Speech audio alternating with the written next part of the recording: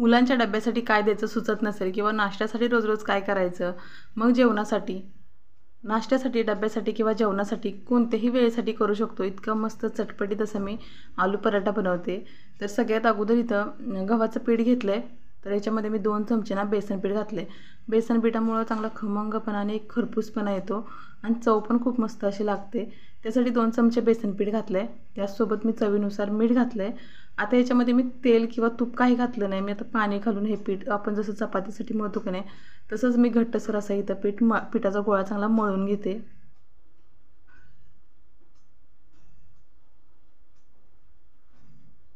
इथं बघा मस्त असं मी इथं पीठ मळून घेतलं आणि पीठ मळून झाल्यावर 1 चमचाभर तेल घेऊन वरती या पिठाला सर्व बाजूने लावून परत एकदा अर्धा मिनिट पीठ चांगलं मळून घेतलं। आता बाकीचं सारण तयार होईपर्यंत हे पीठ मी थोडंसं भिजायला ठेवून देते। आलू पराठा बनवते, तर आलू पराठ्यासाठी इथे 5 बटाटे मी उकडून घेतले ते। आता बटाटे मी इथं मॅशरनं मॅश न करता किंवा हातानं कुस्करून न घेता ह्या छोट्याशा खिसणीवरती किंवा आपल्याकडे मोठी खिसणी असते त्या खिसणीवरती बटाटे खिसून घ्यायचे। बटाटे खिसून घेतल्यामुळे काय होतं, आपला आलू पराठा अजिबातही कुठं फुटत नाही, एकसारखं मऊसूद असं सारण तयार होतं। तर इथे बटाटे चांगले खिसून झालेत आणि इथे बघा आता बाजूला जे बारीक तुकडे पडलेले असतात ना ते सुद्धा हाताने चांगले असे मऊ करून घ्यायचे, अजिबात कुठं बटाट्याचे तुकडे नाहीत राहिले पाहिजे। आणि बराच वेळा तर इथे मी मसाला घेतला आहे बघा, अर्धा चमचा जिरं घेतले, अर्धा चमचा धने घेतलेत, अर्धा चमचा बडीशेप घेतले आणि थोडासा ओवा घेतला आहे। तर हे सगळं कच्चंच घेतलं आहे, भाजून न घेता मिक्सरमध्ये चांगलं बारीक करून घेतलं आहे। तर तो मसाला मी 1 चमचा घेतला आहे। आता त्याच्यानंतर लाल मिरची पावडर घेतली, अर्धा चमचा गरम मसाला घेतला आहे, आमचूर पावडर घेतले, हळद घेतले आणि चवीनुसार मीठ घेतलं आहे। त्यासोबत इथं हिरव्या वाटणामध्ये बघा आलं, लसूण आणि मिरची घेतले। तर मुलांसाठी करत असू ना तर मीठ तिखट थोडंसं कमी घाला। तर आता इथं बघा इथे सगळं मसाला व्यवस्थित असा घालून झाला याच्यामध्ये। मी आता याच्यामध्ये 1 चमचा कसुरी मेथी घालते, तुमच्याकडे कोथिंबीर असेल तर भरपूर अशी कोथिंबीर घाला बारीक चिरून, माझ्याकडे नव्हती त्यासाठी मी घातली नाही। आता याच्यामध्ये सर्व मसाले घातल्यानंतर मी पीठ व्यवस्थित असं हाताने मळून घेणार आहे, जेणेकरून हा मसाला आणि बटाटे सगळे एकजीव छान होतील। आणि आता बघा बराच वेळा बटाटा शिजवल्यानंतर खूप असं पातळसर होतं सारण बटाट्याचं, तर असं काय झालं तर तो बटाटा एक 15 ते 20 मिनटं फ्रीजमध्ये ठेवून द्यायचा, ते सारण छान असं घट्टसर तयार होतं। तर इथं बघा मी या पद्धतीने सारण व्यवस्थित मिक्स करून घेते, जेणेकरून सर्व मसाला या बटाट्यामध्ये छान असा मिक्स होईल। तर इथं सारण तयार झाल्यानंतर थोडीशी आपण चव बघू शकतो, मसाले कमी जास्त असेल तर इथं वाढवू शकतो। तर आता इथं पिठाचा एक गोळा घेतला आहे मी काढून, छान हातावरती गोल गोल करून ह्याची आता वाटी करून घेते। जसं आपण मोदक करताना सारण भरण्यासाठी वाटी करतो ना त्याच पद्धतीने इथे मी पिठाची वाटी करून घेते।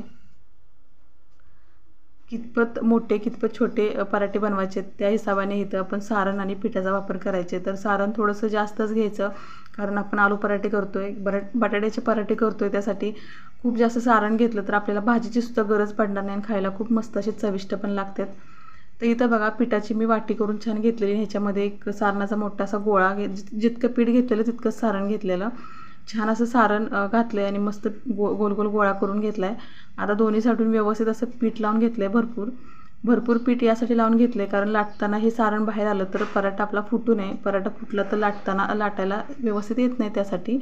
आता इथं बघा मस्त असे पराठे तयार करून घेते मी आणि तुम्ही बघू शकताय छान बटाटे खिसून घेतल्यामुळे अजिबातही कुठेही आपला हा पराठा फुटला नाही, छान असा सरकला जातोय पुढं लाटताना।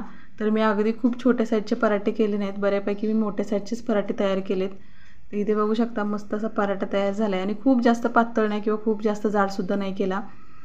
आता तवा गरम करून घेतला आहे आणि तवा गॅस थोडासा कमी करून घेते मी, खूप मोठ्या गॅसवरती पराठे भाजायचे नाहीत कारण पटकन करपले जातात आणि व्यवस्थित भाजले जात नाही, त्याची चवसुद्धा चांगली येत नाही त्यासाठी। तर इथं तवा चांगला गरम करून कमी केला होता गॅस, त्याच्यानंतर इथं मी 1 चमचाभर तूप सोडलं होतं, तुपाच्या ऐवजी तेल वापरू शकतो आपण।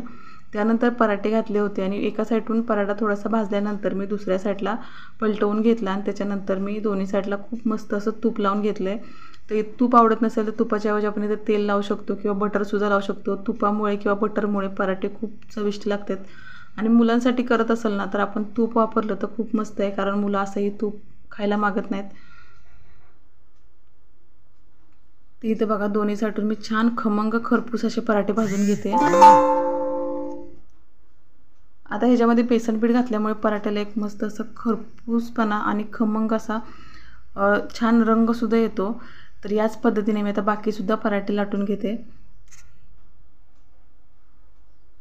तर मुलांच्या डब्यासाठी बघा रोज काय करायचं, मुलं रोज भाजी चपाती खायला नको म्हणतात. तर अशा वेळेला असे मस्त साधे सोपे आलू पराठे करू शकता किंवा मग याच आम्ही आता बटाट्याचं सारण वापरले, याऐवजी तुम्ही गाजर, कोबी याचंसुद्धा सारण वापरू शकता, मटारचंसुद्धा सारण वापरू शकता. मस्त याच पद्धतीनं सर्व मसाला तयार करून भरपूर वेगवेगळ्या प्रकारे आपण मस्त असे मुलांच्या डब्यासाठी पराठे तयार करू शकतो. तर इथे बघा मस्त असा पराठा टम्म फुगलेला आहे आणि दोन्हीसाठी मी छान भरपूर तूप लावून पराठे भाजून घेतलेत. तर भरपूर तूप लावल्यामुळे पराठे खूप असे मऊसूद होतात आणि तोंडात टाकताच विरघळतात. अगदी तुम्ही 2 पराठे खात असाल ना, त्या जागेवर तुम्ही 4 पराठे खाल, इतके मस्त टेस्टी हे पराठे तयार होतात. तर बघू शकता तुम्ही पराठे किती मस्त दिसतात आणि खूप छोटी साईज नाही, बऱ्यापैकी मी मोठ्या साईजचे पराठे तयार केलेत. तर चला मग याच पद्धतीने सगळे पराठे मी तयार करून घेते. तर इथे मी 5 बटाटे घेतले होते. तर या 5 बटाट्यामध्ये भरपूर असे मोठ्या साईजचे 8 ते 9 पराठे तयार झालेले. तर इथे मस्त असे पराठे तयार झालेत गरमागरम. आता याच्यावर तुम्ही चटणीसोबत खा, हिरव्या चटणीसोबत किंवा लसणाच्या चटणीसोबत किंवा मग मी इथं दह्यासोबत मस्त असे गरमागरम पराठे आणि थंडगार असं दही घेणार आहे, त्याच्यासोबत मी हे पराठे खाणार आहे. तर कशी वाटली रेसिपी आवडली असेल तर नक्की चॅनलला सबस्क्राईब करा, लाईक करा, शेअर करा आणि तुम्हाला रेसिपी जरा जरी आवडली असेल ना, तर प्लीज मला कमेंट करून जरूर सांगा तुम्हाला रेसिपी कशी वाटली.